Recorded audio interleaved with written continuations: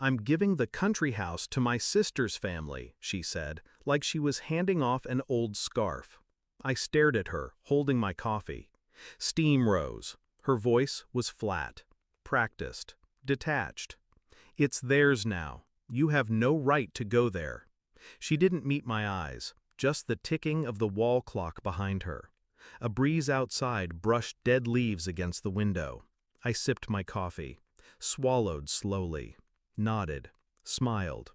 Her shoulders dropped. She mistook it for surrender.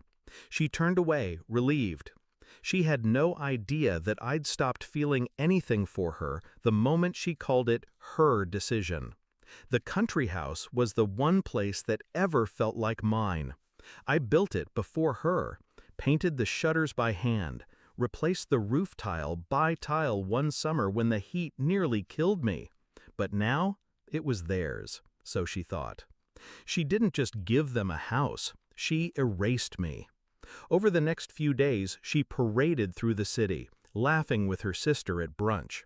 Their husbands talked cars, promotions. They wore their betrayal like perfume, loud, expensive, artificial. I was an afterthought. "I mean, you barely went there anymore," she told me one night. Her tone dipped in fake concern. "It's not like it mattered." I nodded again. I'd become good at that.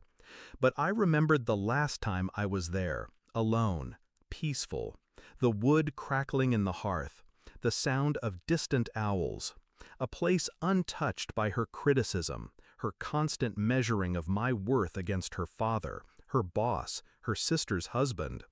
She gave it away not out of kindness, but to prove power, control, dominance.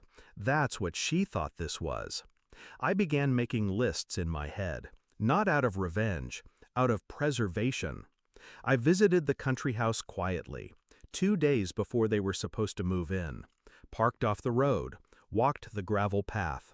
My boots remembered the steps, even if my body no longer belonged.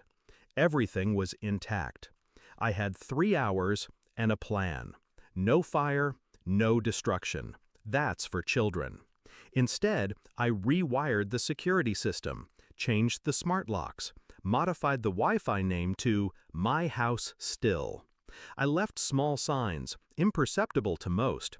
Only someone living there would notice. The faint smell of bleach in the walls, a camera behind the mirror, a crawl space filled with old photos of us, me smiling, her looking away. The bedroom closet locked tight.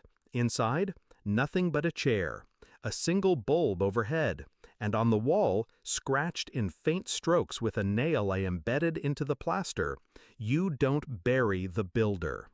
I left the key hidden in a place only I knew, and I left. They arrived the next day. Her sister, her smug husband, the children. I watched from a hill. The car pulled in. Laughter, boxes, smiles. Then, confusion. They tried the locks. Again. No access. They opened the garage. A burst of motion sensors triggered a siren. I watched her sister scream. The husband stormed around, shouting into his phone. My wife showed up soon after. I could tell by the way she marched, the way she clutched her handbag like a sword. She tried her code. Nothing. She called me. I didn't answer. She left a voicemail that started calm, then spiraled. "What did you do?" I played the message on loop. The next day, I sent her a package. No note, just the house deed. The original one, signed by me, stamped, sealed, dated, from 10 years before we married. She had never read the fine print. The house was mine, always had been. She thought marriage gave her leverage, power. But power is knowing what you own, even when others pretend you don't. Her sister's family never came back. Her husband? Silent ever since. And her? She tried to come by once. I watched from the window as she stood outside the locked gate, looking in. Her makeup cracked in the sun. She didn't knock. She just stood there, staring. And I just smiled. The house is quiet now. Colder than I remember. but cleaner. I lit the fireplace last night for the first time in months. The flames didn't warm me. They just flickered, like memories do when they've served their purpose. She took everything she thought had meaning, but she never understood the value of silence, of solitude. She weaponized my love, so I buried it and left her with the echo of what she couldn't control.